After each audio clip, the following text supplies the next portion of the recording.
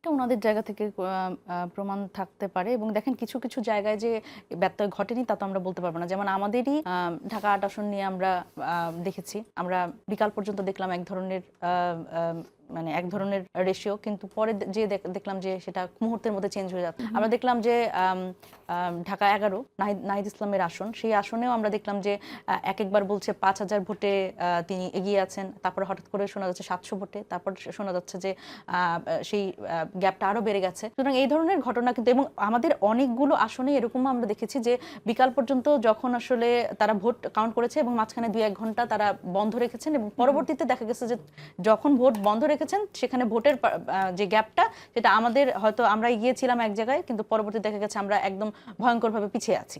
এই যে বিষয়গুলো, এবং অনেকেই হচ্ছে মানে সাধারণ ভোটাররা পর্যন্ত এই মন্তব্য করেছে যে আমরা তো ভোট দিয়েছি, তোমরা ভোটটা ধরে রাখতে পারলে না। সুতরাং এই ধরনের ঘটনাও কিন্তু আমরা ঘটেছে এবং মানুষ আমাদের এভাবে করে বলেছেও। সেটা কি শুধু সংসদ নির্বাচনে হলো নাকি গণভোটেও হয়েছে আপনি মনে করছেন?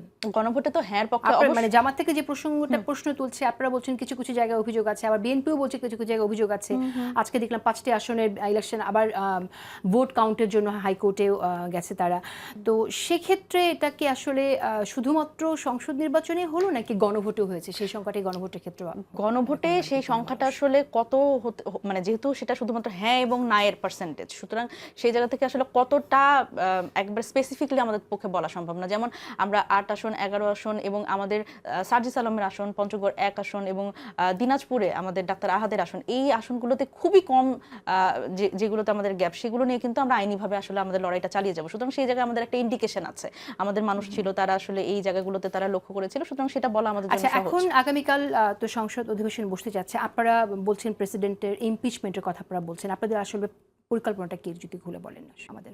পরিকল্পনা বলতে আমরা আসলে যেটা আমরা প্রথম থেকেই বলছি সেটা হচ্ছে যে এই যে রাষ্ট্রপতি তার যে ভাষণ, সেই ভাষণটা আমরা চাই না শুনতে, সেটা আমরা হয়তো বয়কট করব। এবং আমরা খুবই বেশি জোর দিচ্ছি সংস্কার পরিষদের যে শপথটা বিএনপি যে নেননি, সেই জায়গা থেকে আমরা চাই যে আমরা অনুরোধ করছি বিভিন্ন সময় বিভিন্ন বক্তব্য থেকে যে এই সংস্কার পরিষদের যেই ইয়েটা শপথটা সেটা নেওয়ার মানে হচ্ছে যে সালাউদ্দিন ভাই হচ্ছে এটা খুব পারেন, মানে আমি ওনাকে খুবই সম্মান করি, মানে ভাইয়ের সাথে তো আমরা ঐকমত্য কমিশনে আসলে আমরা একসাথে বসেছি, ভাই বিএনপির পক্ষ থেকে নানান যুক্তিতর্ক দিয়েছেন।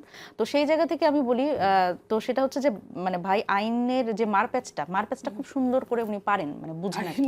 তো হ্যাঁ আইনের লোক, এই জন্যই তো মানে আইন উনি যতটা পড়ছেন মারপ্যাচটা ফলো করতে চান না। দেখেন মজার ঘটনা, ভালো বুঝেন এটা মারপ্যাচ না, মানে ওই যে আইনের যে ফাঁক ফোকর ওইটা আরো ভালো একটু বুঝেন, মানে ওটা প্রেজেন্ট করতে পারেন আর কি। শুনেন, আমরা তো আবার পারি না, কারণ কি আমরা তো আবার বলতে পারি না, আমরা যত সুন্দর করেই বলি যুক্তিটা, আইনের লোক না তো ওই জন্য আসলে হয় না। হ্যাঁ আমি শেষ করছি।